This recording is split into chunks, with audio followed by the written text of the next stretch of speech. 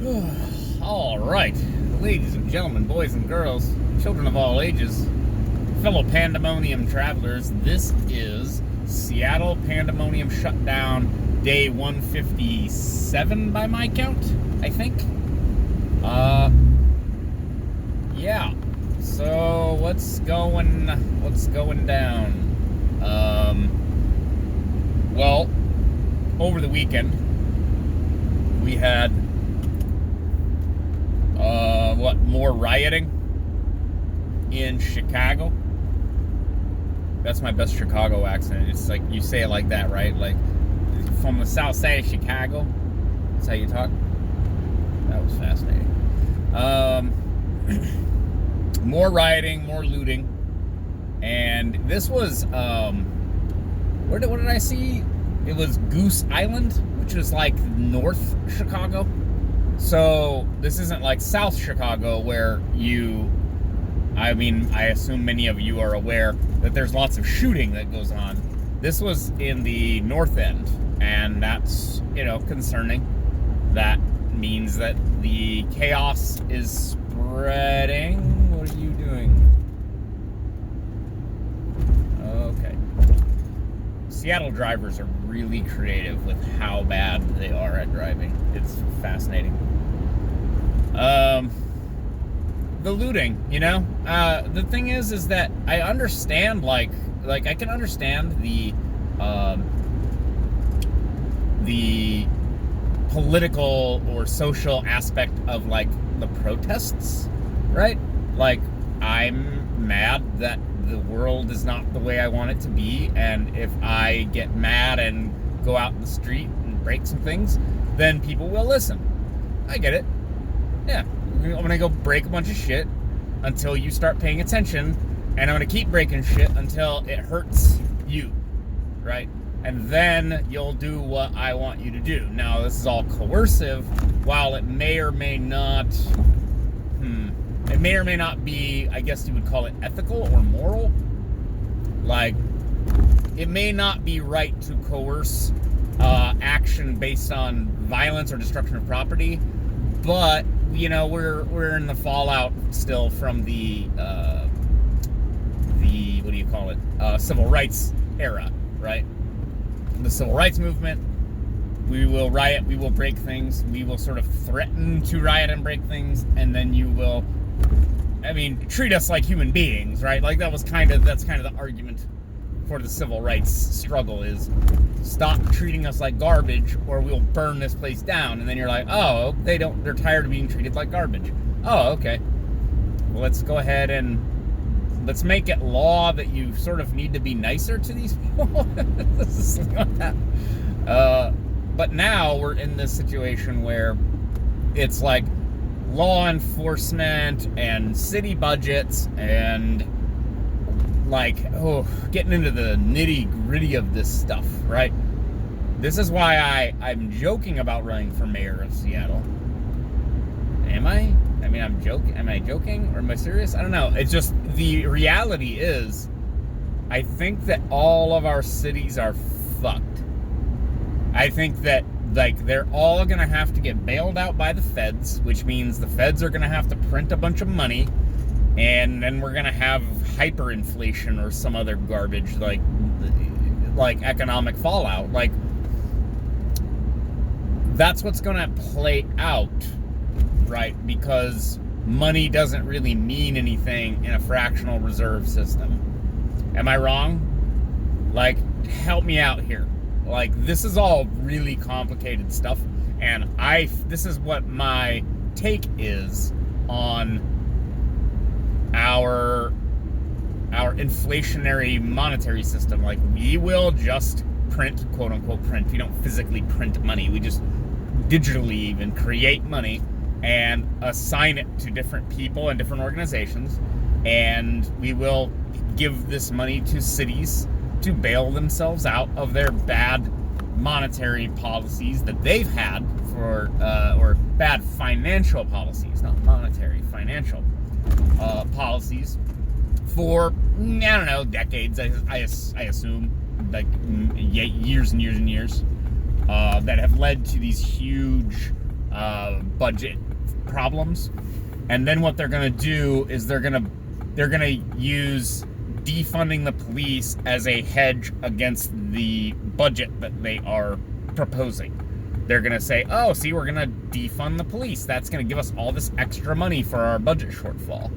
And again, I'm going to say this, like, all of this stuff could just be a storm in a teacup, right? Like, this could all end up being nothing, and nothing changes. Oh, you son of a... I should have honked at you, you son of a... all of this might just pass, and then we go, quote-unquote, back to normal. But I don't think so. I think that these cities, like Seattle, are going to basically just slash their budgets for all their services, including law enforcement. And you're going to see a spike in crime and a decrease in public services like Metro. And you know what happens when there's a slash in law enforcement budgets? Well, what happens is you get tasked with basically being a vigilante. And I believe I have said this before on this program. You will be put in the position to defend yourself, your property, and the property and lives of others, at which point you will be tasked with committing personal violence against other people because there is no law enforcement. Okay? Now, I want you to stick that in your gray matter and let it stick. Let it marinate in there.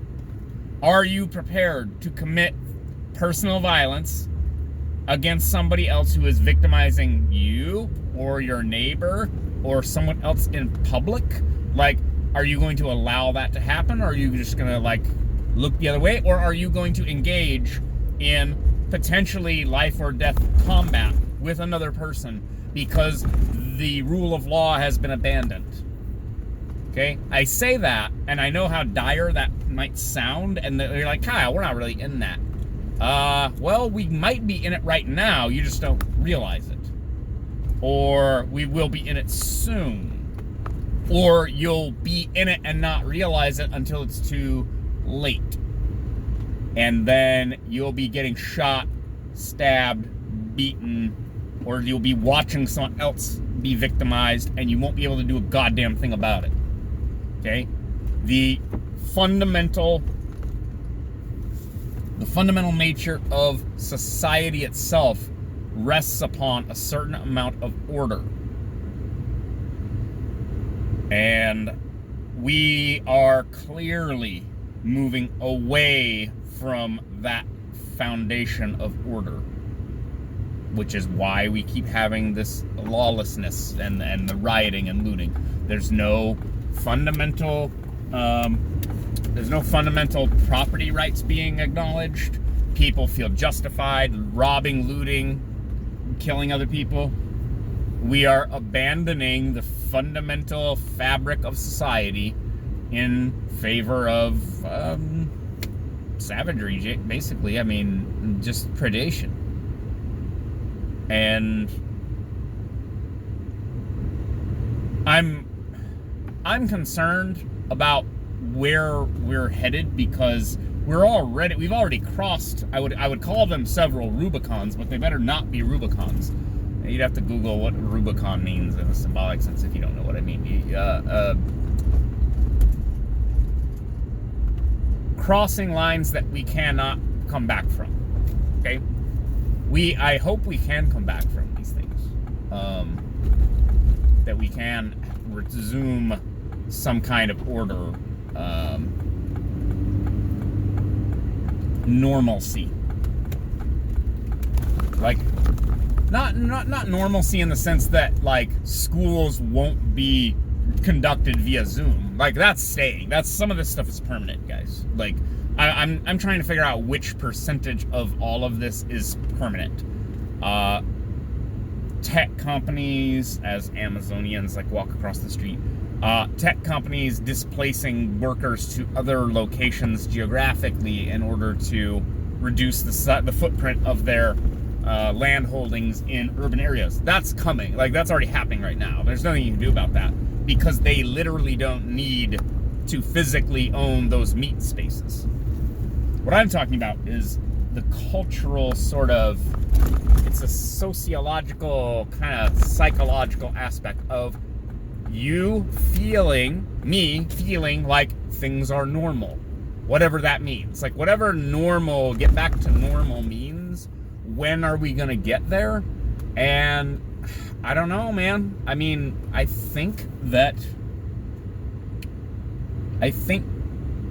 we, in some sense, this is what living in history is like, right?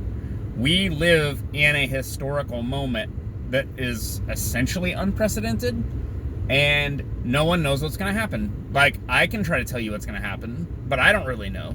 The CDC doesn't know. Like, the Federal Reserve doesn't know. They ran out of coins, for Christ's sake. Trump doesn't know. Who knows? Who knows what's going to happen, right? And that this is what being in the, I don't know, meat grinder of history, I guess, is you get caught up in the events of the day, and you try to make the best decisions you can in the context that you're in. I need to boogie. There we go. Ooh. And we're gonna pop out the other side and like the get back to normal idea, right? The get back to normal concept, like I was saying the other day, is I think what will happen is, like, one day, like a year and a half from now or something, you'll look around at the Little League game, or you'll be at a movie theater, and you'll be like, oh, hey, look, like, people aren't wearing masks anymore. And you'll be like, oh, we're getting back to normal. And, like, it will be a moment, like, it'll sort of, you'll realize it. You'll look around and see that we've, quote-unquote, gotten back to normal. Like, it's not going to be announced. I mean, like, the revolution will not be televised, right? Like, it's not going to be announced, like, okay, the pandemic is over. We went through the pandemic is over. Like, that's not how it's going to happen. Like, it's going to emerge. It's going to be like a cultural kind of, like, a moment that doesn't quite have a... It's like the 60s, right? Like, what is the 60s? It's this whole theme. It's this whole, like, you know, panoply of different events and different things going on. That's what the pandemic will be. It will be this thing we look back on as this sort of confusing cloud of activity.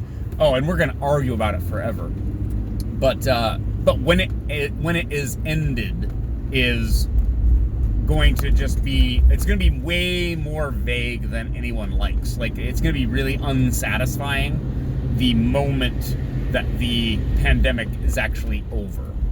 Like, it's just going to sort of fade away, and you're going to, like, and, like, different cities will be different in different cities at different times. So it's, like, not really going to be that shared. Like, different places will unlock at different times. That's just kind of how it is.